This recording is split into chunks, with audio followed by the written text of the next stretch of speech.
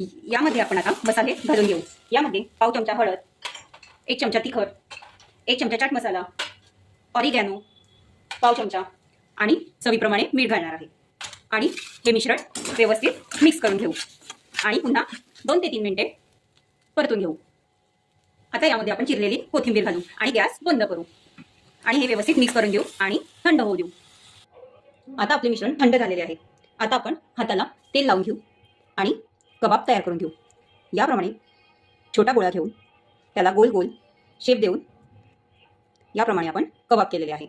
ते आता आपण जो ब्रेड क्रम्ब घेतलेला आहे त्यामध्ये घोळवून डिशमध्ये ठेवू। याप्रमाणे आपण सर्व कबाब तयार करून घेणार आहे। आपल्याला हवा तो शेप आपण कबाबचा करू शकतो। आपल्याला गोल शेप आवडत असल्यास गोल शेप करा किंवा लांबोळका शेप आवडत असल्यास लांबोळका शेप करा। ब्रेड क्रम्ब लावल्यामुळे आपले कबाब एकदम क्रंची होतील।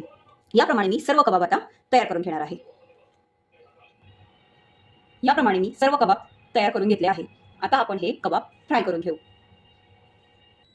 आता इथे पॅनमध्ये तेल गरम झालेले आहे। आता आपण कबाब फ्राय करण्यासाठी घालणार आहे। हे कबाब छान तांबूस रंग येईपर्यंत फ्राय करू शकतात। चांगले खरपूस असे फ्राय होऊ द्यायचे। कबाब आपल्याला आता पलटी करून घ्यायचे आहे। बघा आपल्या कबाबला छान तांबूस असा रंग आलेला आहे आणि छान फ्राय झालेले आहे। इथे मी जास्त तेलाचा वापर केलेला नाही। आपल्याला इथे जास्त तेलाचा वापर करायचा नाही जेणेकरून कबाब तेलकट होणार नाही। आपल्या कबाबला दोघं बाजूने छान तांबूस असा रंग आलेला आहे। आपले कबाब आता तळून झालेले आहे। छानपैकी दोघं बाजूने गोल्डन ब्राऊन झालेले आहे। आता आपण हे कबाब काढून घेऊ। आपला हराभरा वाटाण्याचा कबाब आता तयार झालेला आहे। तर बघा मैत्रिणींनो, आजची रेसिपी तुम्हाला कशी वाटली कमेंट करून मला नक्की सांगा।